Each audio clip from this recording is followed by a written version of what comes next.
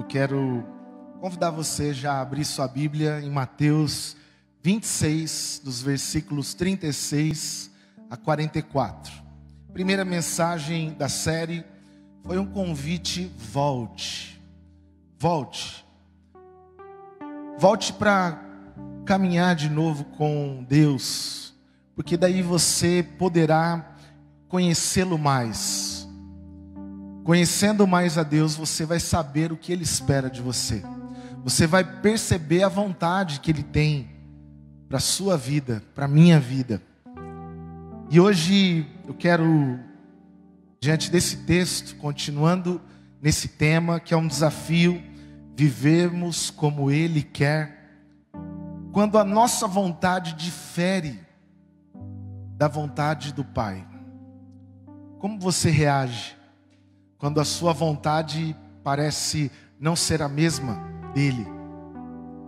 E esse texto diz assim,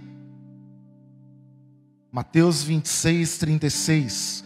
Então Jesus foi com os seus discípulos para um lugar chamado Getsêmani e lhes disse: sentem-se aqui enquanto eu vou ali orar. Levando consigo Pedro, os dois filhos de Zebedeu, começou a entristecer-se e a angustiar-se. Disse-lhes então: a minha alma está profundamente triste, numa tristeza mortal. Fiquem aqui e vigiem comigo. Indo um pouco mais adiante, prostrou-se com o rosto na terra e orou: meu Pai, se for possível, afasta de mim este cálice. Contudo, não seja como eu quero, mas sim como tu queres. Depois voltou aos seus discípulos e os encontrou dormindo. Vocês não puderam vigiar comigo nem por uma hora? Perguntou ele a Pedro. Vigiem e orem para que não caiam em tentação. O espírito está pronto, mas a carne é fraca. E retirou-se outra vez para orar. Meu Pai, se não for possível, afastar de mim esse cálice, sem que eu beba, faça-se a tua vontade. Quando voltou de novo, os encontrou dormindo, porque os seus olhos estavam pesados. Então os deixou novamente e orou pela terceira vez, dizendo as mesmas palavras. Que Deus fale ao seu coração através dessa palavra. Quando C.S. Lewis foi questionado sobre a enfermidade da sua esposa, que foi acometida de um câncer, perguntaram para ele: por que você ainda ora? Sua esposa possivelmente não vai resistir a essa enfermidade. E C.S. Lewis deu a seguinte resposta: Deus não precisa da minha oração, sou eu que preciso dela.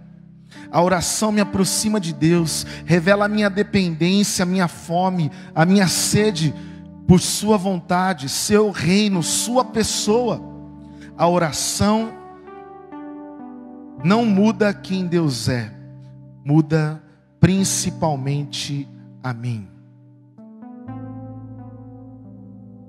Como você tem reagido diante das lutas, dos enfrentamentos que revelam uma vontade sua em contraste à vontade de Deus? Queria dizer para você algo que parece contraditório, mas você pode até discordar de Deus. Crer, ter fé, ser um seguidor de Jesus não significa que você nunca vai discordar dele. Mas você pode discordar de Deus, mesmo assim continuar confiando nele. Eu posso dizer: Deus, eu acho que não era por aí, mas eu continuo confiando. Você poderia até dizer: Deus, eu faria diferente, mas eu continuo confiando. Talvez você tenha já assistido aquele filme Todo-Poderoso, de Jim Carrey. Ele, naquele filme, faz o papel de uma pessoa que está descontente com Deus. E parece que está tudo dando errado. E ele começa a reclamar de Deus, até Deus chegar até ele e dizer: eu vou deixar você por um tempo no meu lugar, e você vai fazer o meu trabalho. E ele começa a responder todas as orações, sem paciência de ouvi-las, dizer sim para tudo. E o mundo vira um caos. Até que tem uma cena muito interessante no filme, que ele está ajoelhado na rua, chorando. E ele começa a pedir: Deus, assume você. Eu não consigo. Você sabe o que é melhor. Você pode discordar de Deus, porém confiar que Ele tem o melhor para a sua vida. Após Jesus expor aos seus discípulos, em Mateus 26, que Ele deveria cumprir com uma missão que não era simples. Ele deveria se entregar, sofrer, morrer, ser ferido, com a morte mais maldita, que era a cruz. E a gente percebe que os discípulos, ao ouvirem Jesus dizendo essas palavras, eles começam a dizer: isso nunca vai acontecer, nós não vamos permitir. A ponto de Jesus, em Mateus 16, 21, em uma dessas conversas com Pedro dizer para Jesus: eu nunca vou permitir que encostem a mão no Senhor. O que Jesus diz para Pedro? Arreda-te de mim, Satanás, porque você cogita das coisas do homem. Ou seja, Jesus, ele vive um conflito com a vontade das pessoas que estavam à sua volta, com a sua própria vontade como homem naquele momento carnal, e com a vontade do Pai, com a vontade de Deus. Romanos 8, 28 diz assim: sabemos que Deus age em todas as coisas para o bem daqueles que o amam, dos que foram chamados de acordo com o seu propósito. Romanos 12, 2, o finalzinho conclui dizendo assim: para que experimenteis, prove a boa, agradável, perfeita vontade de Deus. Por mais que você não concorde, por mais que você não entenda, por mais que você tenha medo, dúvidas, Deus tem um propósito para a tua vida. Deus tem como pai que vê o filho crescer, ser gerado, pensando assim: eu quero que esse menino, que essa menina seja parecido comigo, viva para me alegrar. Deus tem algo pensando em mim e em você. Mas olha só como é difícil, porque existem lutas que nos atrapalham de viver a gosto de Deus. Por exemplo, o conceito errado de liberdade. As pessoas acham assim: não, eu sou livre. Mas se você ler a palavra, nós somos livres para obedecer aquilo que Deus determinou sobre cada um de nós. A liberdade na vida cristã é você ser livre de si mesmo, para depender de Deus. Existe também hoje, especialmente na cultura que nós vivemos, uma luta contra o nosso próprio controle. Nós queremos controlar as pessoas, nós queremos controlar a vida, nós queremos controlar o tempo, nós queremos controlar as situações. E é quando nós não conseguimos ter o controle, lutando com isso, que eu consigo perceber que nada está no controle das minhas próprias mãos. Outra dificuldade também é a dúvida: será que Deus vai fazer? Será que Deus vai cumprir com aquilo que Ele prometeu? E o que o Filho, representado aqui por Jesus, nesse momento de dor, de luta, o que Ele faz? Qual que é a atitude dele? Ele faz a sua própria vontade ou a do Pai? E eu quero chamar a sua atenção para o texto.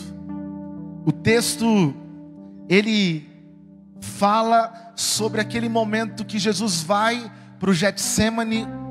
Ele leva os seus discípulos, ele passa a orar, pedindo que eles ficassem ali por perto, orando, vigiando. Mas eu queria que você percebesse que, em primeiro lugar, Jesus ora por 3 vezes. No verso de número 36, 42 e 44, Jesus começa dizendo que ele sairia, se afastaria. Ele fala assim: sentem-se aqui enquanto eu vou ali orar. No verso 36. No verso 42 ele diz assim: pela segunda vez Jesus foi e orou. No verso 44 diz: pela terceira vez Jesus fez a mesma oração. Jesus faz a mesma oração. Ele não está dizendo nada de novo diante de Deus, diante do Pai. Como muitas vezes eu e você chegamos diante do Pai dizendo a mesma coisa. Eu tenho um pequenininho lá em casa, que quando está com uma coisa na cabeça, hoje de manhã ele queria um cofre dele, que estava guardado. Tem mais dinheiro do que eu acho. Ele falou: eu quero cofre, quero cofre.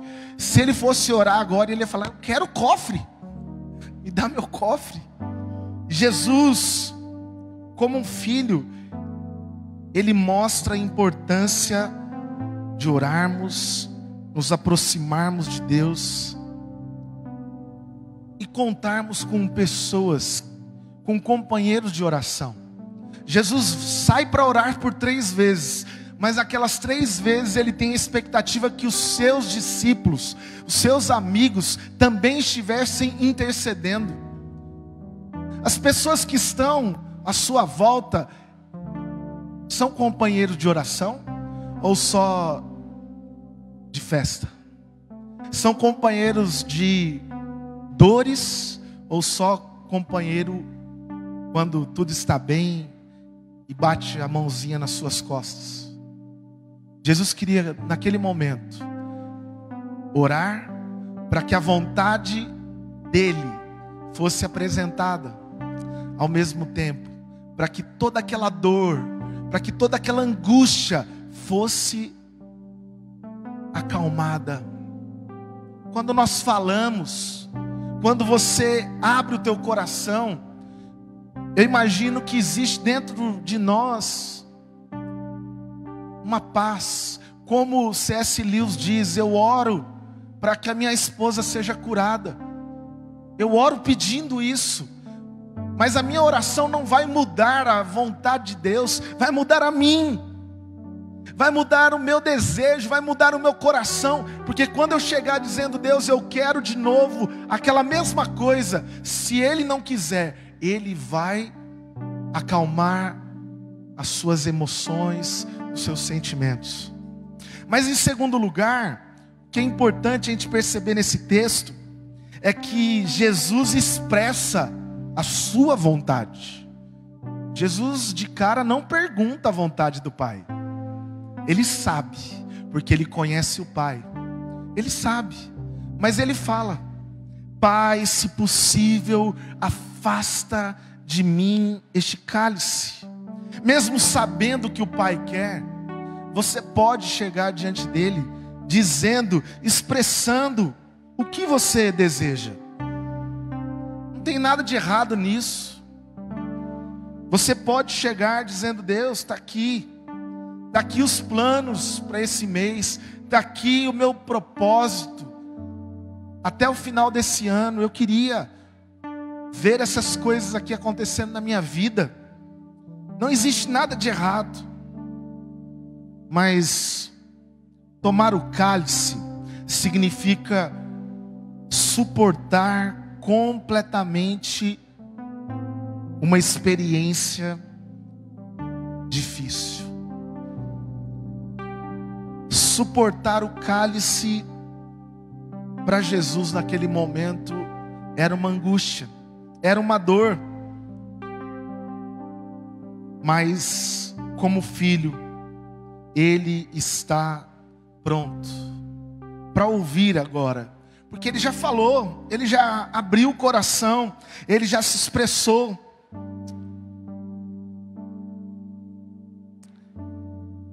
Eu queria que você pensasse comigo nessa manhã, nesse dia.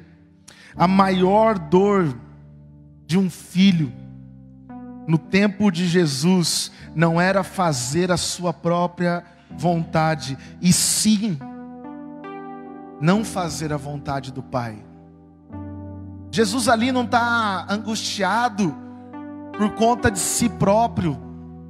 Ele não tinha um apego pela sua carne, mas a angústia minha e sua deveria ser fazer a vontade de Deus.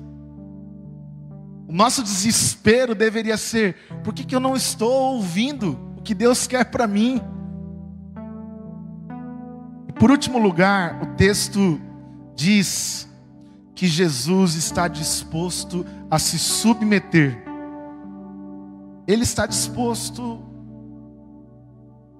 a não fazer a sua própria vontade. Tanto que o texto diz: contudo, seja feita a tua vontade. Imagine alguém em uma oração chegar diante de Deus e dizer: se possível, afasta de mim essa dor, mas contudo, faça-se a tua vontade. E ele repete, repete.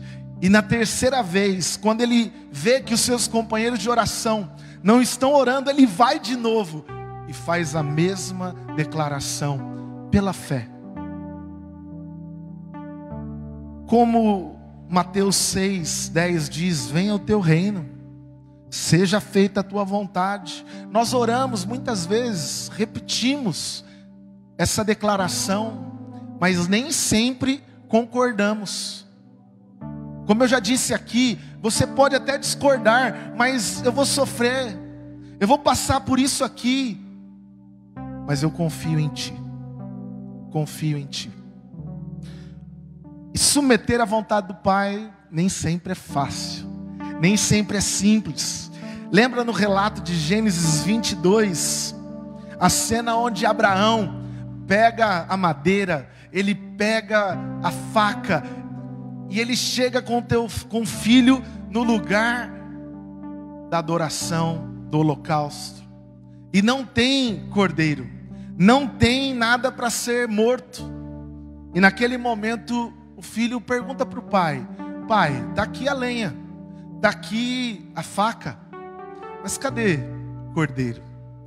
E naquele momento só, o pai disse: filho, é você. Você é o sacrifício. E eu não sei se você já tinha percebido, mas Abraão tinha por volta de 115 anos. E o seu filho tinha na faixa de 25.